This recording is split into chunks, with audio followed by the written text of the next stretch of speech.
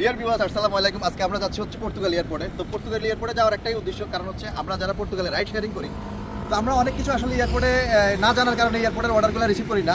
তো এই জন্য আমি আজকে একটা ভিডিও বানাচ্ছি যেখানে আপনি সম্পূর্ণ এয়ারপোর্টে কীভাবে আপনি অর্ডার কমপ্লিট করবেন, কীভাবে অর্ডার রিসিভ করবেন, এই ভিডিওতে সম্পূর্ণ কিছু থাকবে। আশা করি আপনাদের ভালো লাগবে। ভিডিওটা স্কিপ না করে সম্পূর্ণ ভিডিওটা দেখুন আর আমাদের সাথে চলুন। Let's go. আমরা এখন যাচ্ছি হচ্ছে আলমিরাতে রেস হয়ে এয়ারপোর্টের দিকে।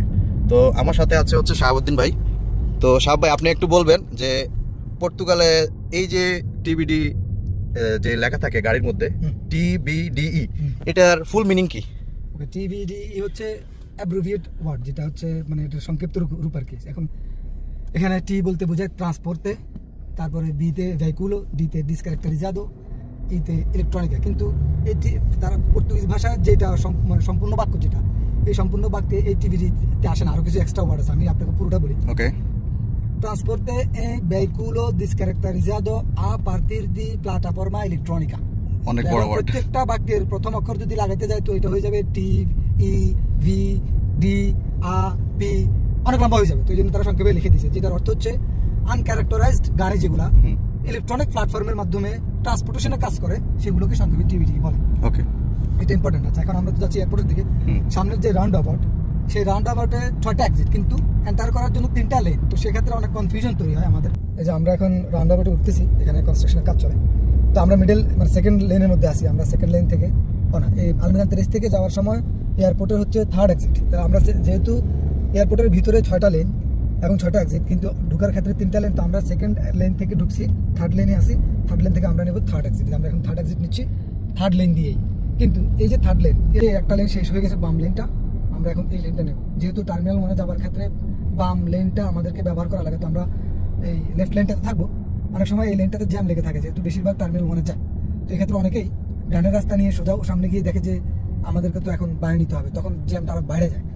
এবং এটা উচিত না, কারণ যেহেতু বাম লেনে অলরেডি অনেকেই সিরিয়াল ধরে বসে আছে, তো তাদেরকে ওভারটেক করে যাওয়াটা অসম্মানজনক আচরণ। যেহেতু আমরা প্রফেশনাল ড্রাইভার, পেশাদারিত্ব বজায় রাখতে হবে আমাদের আচরণে। আমরা এখন ঢুকছি টার্মিনাল 1 ডিপাচারের দিকে, যেটাকে ইন্টারন্যাশনাল ডিপাচার বলে প্যাসেঞ্জাররা। এই যে এখন আমরা ঢুকতেছি টার্মিনাল 1-এ। আমাদেরকে আমরা যারা ভিআইপি ব্যবহার করি, তারা ভিআইপি নিতে পারবে। ক্ষেত্রে এখানে মানে ভিআইপি দাও। এই যে আমরা এখন টোকেন নেব, এখানে ক্লিক করে টোকেন নিলাম। আর যদি আমরা ভিআইপি দিতে যেতাম, তো এখানে ভিআইপি ক্লিক করলে গেটটা ওপেন হয়ে যেত। আমরা এখন টোকেন নিয়ে ঢুকলাম। এখানে খেয়াল রাখতে হবে, রাস্তার মধ্যে গাড়ি পার করা ছাড়া কোনো অবস্থায় প্যাসেঞ্জার উঠানো যাবে না, নামানো যাবে না। তাহলে এই যে পুলিশ আছে, ফাইন মারা দেবে 30 টাকার সাথে সাথে। তো প্যাসেঞ্জার যদি লাগেজ টাগেজ নাও থাকে, অনেক সময় চায় যে রাস্তার মধ্যে নেমে যেতে, কিন্তু সেটা নামানো যাবে না। তাদেরকে বলতে হবে ওয়েট করো, পার্কিং গিয়ে নামবে। এই যে আমরা পার্ক করলাম, এই যে আমরা এখন এখানে নামাতে হবে। খেয়াল রাখতে হবে, রাস্তার মধ্যে কোনো অবস্থায় গাড়ি থামানো যাবে না। এখানে পার্কিং ছাড়া কোনো লোড আনলোড বা passenger pick up drop up কিছু করা যাবে না। পার্কিংয়ে এসে তারপরে করা লাগবে। কিচেন ফ্লাইতে আপনারা কিভাবে 10 মিনিটের জায়গায় 20 মিনিট থাকবেন, আজকে আমি আপনাদেরকে বিস্তারিত দেখাবো। এই যে দেখেন, আমরা এখানে ঢুকছি হলো 2:35 মিনিটে। তো আমরা নর্মালি থাকতে পারি হচ্ছে কিচেন ফ্লাইতে 10 মিনিট। তো 20 মিনিট কীভাবে থাকবো চলেন আপনাদেরকে থাকে। এই টোকেনটা আমি এই মেশিনে দিব। মেশিনে টোকেনটা দেওয়ার পরে আমি আরও এক্সট্রা 10 মিনিট থাকতে পারবো। আমি টোকেনটা দিয়ে দিলাম। এখন এখানে আমার কোনো পে করা লাগে না, আমাকে টোকেনটা দিয়ে দিছে এবং 0 দেখেন, আমার কোনো পে করা লাগে না। আমি এখানে আরও 10 মিনিট এক্সট্রা সময় এখন থাকতে পারবো। এখন মোটামুটি বাস আছে অলমোস্ট 2:43। দেখেন আমরা কখন বেরোই আপনাদেরকে দেখাবো। সব ভাই, আমরা এখন বর্তমানে আছি কিচেন ফ্লাইতে। তো আমরা এক্সিট নেওয়ার আগে যে সময়টা পাচ্ছি এখানে, তো এটা নিয়ে আপনার কাছে 2-একটা কোশ্চেন থাকে আমার। যেমন ধরেন আপনি এখন বসে আছেন কিচেন ফ্লাইতে, তো আপনার কাছে একটা অর্ডার আসলো, কাস্টমার আছে হচ্ছে হলো টার্মিনাল 1-এর P2 পার্কিং এ, কিন্তু আপনি বসে আছেন কিচেন ফ্লাইতে টার্মিনাল 1-এর। তো সেক্ষেত্রে আপনি কাস্টমারটাকে কিভাবে হ্যান্ডেল করবেন? ওকে, প্রথমত আমি তো দেখবো অর্ডার করতে আসছে, আমাকে টার্মিনাল 1 পিক আপ পয়েন্ট দেখাচ্ছে। যদি এক্ষেত্রে যদি কাস্টমারের লাইভ লোকেশন না থাকে, আমি তো জানি না ঠিক সে কোন জায়গায় আছে, তো আমি এন্টার করার আগে কাস্টমারকে মেসেজ দেবো, প্যাসেঞ্জারকে মেসেজ দেবো যে তুই এক্স্যাক্টলি কোথায় আছিস, বা টার্মিনাল 1 P পার্কিং 2 নাকি পার্কিং 1 কিচেন ফ্লাই। ওকে, তো সে তো রেসপন্স করবে। যদি বলে যে আমি পার্কিং 1 বা ডিপার্চারে, তো সেক্ষেত্রে আপনি ঢুকবেন। আর যদি বলে যে পার্কিং 2-তে, তার আগে ঢুকার দরকার, তবে ঢুকার আগে মেসেজ দিয়ে কনফার্ম হয়ে নেওয়া বেটার। কারণ দেখা যাচ্ছে কি এখানে টুরিস্ট কাস্টমার অনেক বেশি, তো সেক্ষেত্রে তারা কিন্তু বুঝতে পারে না যে তারা টার্মিনাল 1-এ আছে। পর্তুগিজরাও বুঝে না, কারণ হচ্ছে তারা এয়ারপোর্টের ভিতর থেকে যখন অর্ডার করে এবং পিকআপ লোকেশন তারা যদি না লিখে, সেক্ষেত্রে অটোমেটিক্যালি কালেক্ট করে পিকআপ লোকেশন। তো সে তো যাবে হচ্ছে পার্কিং 2-তে, কিন্তু উবার যখন অটোমেটিক লোকেশন কালেক্ট করে, তখন দেখা যাচ্ছে সে এই পার্কিং 1 ডিপার্চার কালেক্ট করে ফেলছে। এই জন্যই কনফিউশনটা তৈরি হয়। তাহলে সবার উচিত আগে কাস্টমারকে মেসেজ করে কনফার্ম হওয়া। এক্স্যাক্টলি, যদি লাইভ লোকেশন না দেখা যায়, আর যদি লাইভ লোকেশন দেখা যাচ্ছে পার্কিং 2 তে, এখন এখান থেকে পার্কিং 2 তে গেট যাইতে আর 10 মিনিট, যদি ট্রিপে মানে বড় মানে বেশি পয়সার ট্রিপ না হয়, ওকে আমরা না হয় অল্প টাকা ট্রিপে, তাহলে আমার কাছে মনে হয় না যাওয়াটা লাভজনক।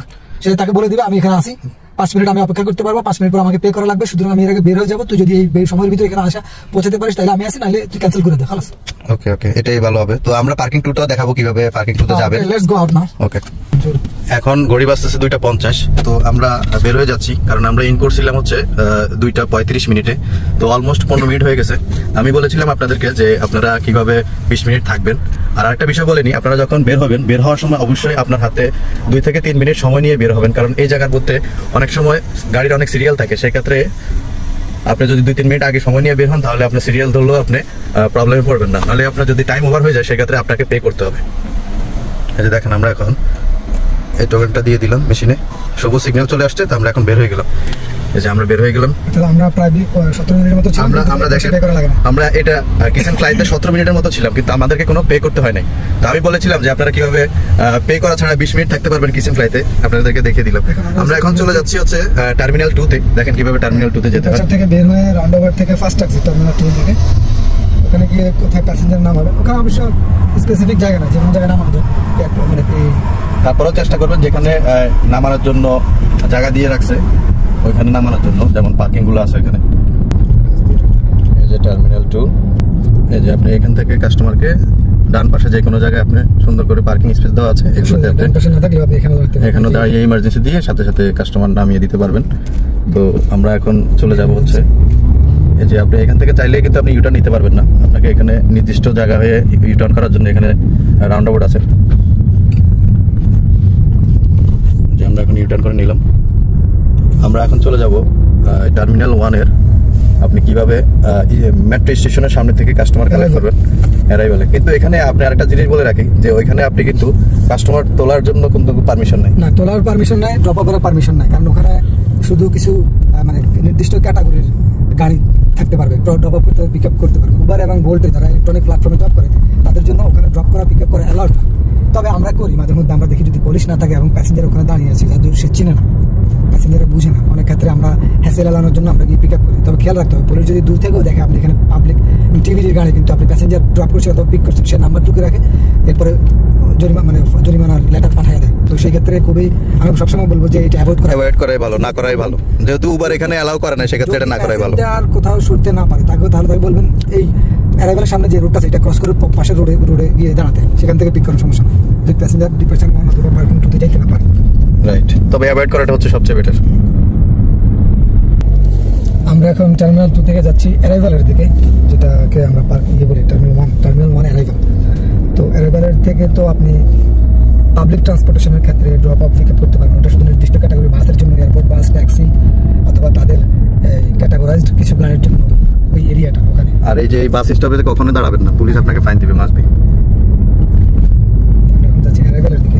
অ্যারাইভাল থেকে আমরা যাবো terminal international Uber pick up, যেটা নতুন করে চালু হয়েছে এয়ারপোর্টে, সেটাতে।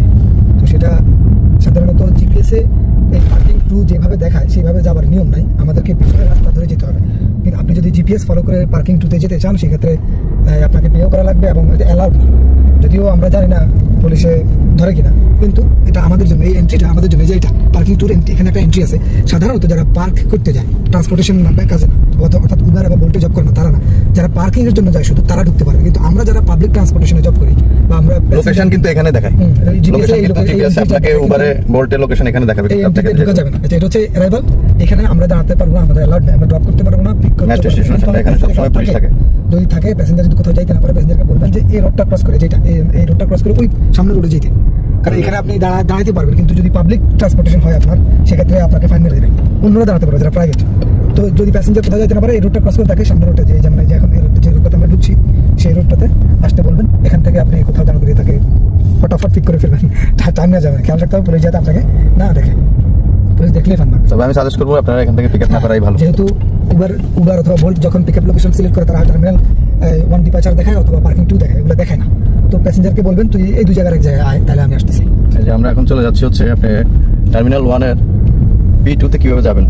পার্কিং 2 তে যেটা আমরা যেটা উবারের জন্য নির্দিষ্ট পিক আপ পয়েন্ট, উবার এবং বোল্টের জন্য, যে রাউন্ড অ্যাবাউট হয়ে আমাদেরকে নিতে হবে থার্ড এক্সিট।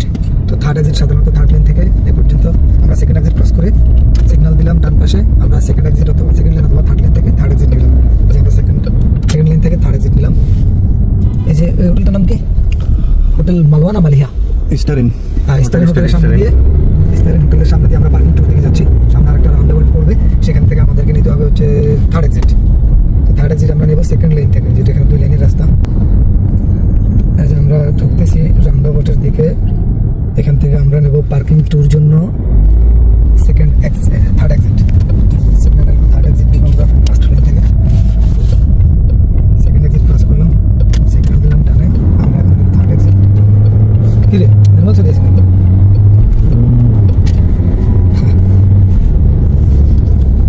এই যে আমরা পার্কিং টুর দিকে ঢুকছি। এখন পার্কিং টুর দিকে ঢুকতে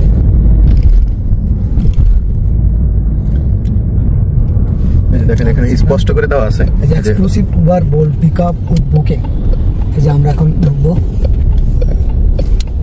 এই যে এক্সক্লুসিভ উবার বোল্টের জন্য এটা নির্দিষ্ট করা, এখান দিয়ে আপনারা ঢুকবেন। আর এখানে বিয়া ব্যাট দিয়ে এবং টোকেন দুইটা সিস্টেমে আছে। আপনার গাড়িতে যদি বিয়া ব্যাট দিয়ে থাকে সেক্ষেত্রে আপনি বিয়া ব্যাট ইউজ করতে পারবেন, যদি বিয়া ব্যাট দিয়ে না থাকে সেক্ষেত্রে আপনি টোকেন নিতে পারবেন। Boa tarde, devagar funciona? Não, Não funciona? aqui só entra para embarque. Desembarque é Tá, terminal tá, 1. tá. Não, não Como? adianta. Aqui é só com reserva e desembarque é terminal 1. Por que você tá... তো আমরা গিয়েছিলাম আসলে parking টুতে enter করতে, কিন্তু আমাদের কাছে তো অর্ডার ছিল না। এখন রিসেন্টলি উবার একটা নিয়ম চেঞ্জ করছে, সেটা হচ্ছে আপনার কাছে যদি অর্ডার থাকে তো আপনি ওই এন্ট্রেন্স দিয়ে ঢুকতে পারবেন। আপনি যখন এন্ট্রেন্সে গিয়ে দাঁড়াবেন, আপনার গাড়ি উবারের সঙ্গে এয়ারপোর্টের কানেকশন আছে। আপনি যখন ট্রিপ অ্যাকসেপ্ট করবেন, আপনার গাড়ির নাম্বার তো তাদের কাছে থাকবে, তো ওটা অটোমেটিক আপডেট হবে। আপনি যখন পার্কিং টুর এন্ট্রেন্সে গিয়ে দাঁড়াবেন, তখন ওই ক্যামেরার মাধ্যমে, সেন্সরের মাধ্যমে তারা ভেরিফাই করবে আপনি কি অর্ডার জন্য যাচ্ছেন নাকি খালি যাচ্ছেন। যদি দেখে যে আপনার কাছে অর্ডার নাই, ট্রিপ নাই, আপনার গাড়ির নাম্বার ওখানে আসবে না, আপনার জন্য এটা খুলবে না গেটটা। যদি দেখে যে অর্ডার আছে, আপনি হয়তো 30-35 সেকেন্ড দাঁড়িয়ে থাকলে অটোমেটিক এই যে ব্যারিকেডটা উঠে যাবে, যার ফলে আপনি ঢুকতে পারবেন, প্যাসেঞ্জার নিয়ে বের হতে পারবেন, আপনাকে পয়সা পে করা লাগবে না। উবার কোম্পানি সরাসরি এয়ারপোর্ট কোম্পানিকে পয়সা পে করে দেবে। তো সেক্ষেত্রে আপনি শুধুমাত্র তখনই ঢুকতে পারবেন যখন আপনার অর্ডার রিসিভ করবেন, কারণ আপনার অর্ডার রিসিভ করার সাথে সাথে আপনার গাড়ির আপডেট চলে যাবে এয়ারপোর্ট কর্তৃপক্ষের কাছে উবারের সিস্টেমের মাধ্যমে। তখন আপনার জন্য তারা ওই যে এই ব্যারিকেডটা উঠে দিবে, অটোমেটিক উঠবে এটা। আজকে এই পর্যন্তই। পরবর্তীতে আমি আবার অন্য কোনো ভিডিওতে দেখাবো যে কীভাবে আপনারা অর্ডার নিয়ে ভিতরে যাবেন, ভিতরে কী কী আছে আমি ওগুলো নিয়ে বিস্তারিত আরেকটা ভিডিও করবো। তো সবাই ভালো থাকেন, আল্লাহ হাফেজ।